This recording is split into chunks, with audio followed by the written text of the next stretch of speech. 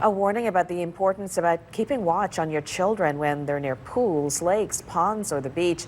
This after two tragic children drownings in recent days, one in Livingston Parish where two brothers drowned in a pond last Saturday.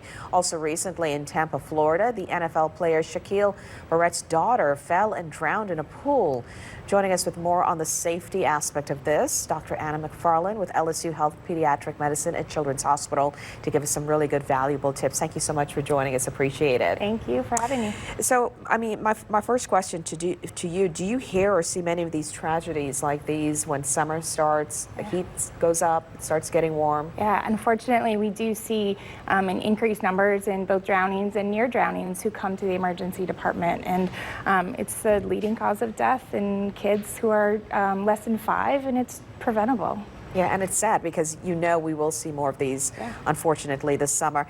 Teaching kids how to swim, how important is it? What age can you start teaching kids how to swim? So it is really important. The AAP says we can start swimming lessons as early as 1 year, and those tend to be more child and parent sort of classes, like mommy and me classes.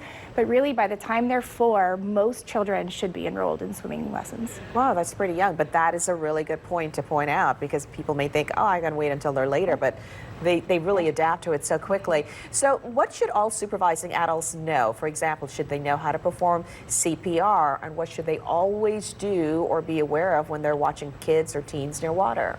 Yeah, so I think all parents should be CPR trained, but hopefully we're going to stop it before it gets to that point. And so I think this is about having layers of protection in there to help prevent tragedies like this. So it's making sure that your kids have had swimming lessons. It is also making sure that there's a supervising adult around, one who is responsible and someone who is hopefully sober. It's about also making sure that the pool and sort of other areas of water are kept out of reach. Unfortunately, a lot of the drownings happen when we didn't think the kid was going to be around water in the first place and they got out.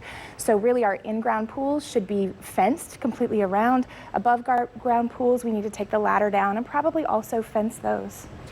And some adults may not know how to swim, but they're supervising. I've heard tips like make sure you have some sort of a long rod or something that you can reach out. What are some other tips? You see a kid struggling. So if you see a kid struggling, I would say first thing is call for help. So if they're really struggling, making that call to 911 or calling another adult. It really depends on where you are. If you are at a place that has a pool, throwing them a flotation device, having one of those cleaning kind of poles that you can, offer them so you can drag them back in. If you are a good swimmer, going in after them. But really, I think calling for help is one of the most important things. And my last question, how do you get that across to a child? Because if it's hot and there's water, they're going to want to go in it. What do you give as a tip? Well, I'd say, teach them about water safety and that they can't ever go in without an adult or responsible person who's supervising. But listen, I've got a 3-year-old. The second I say don't touch something, It's the first thing she wants to do is touch it. And so it's also about, yes, teaching them that, but having all of these other layers of protection there as well to help protect our kids. Thank you so much. Really important key points. Appreciate it.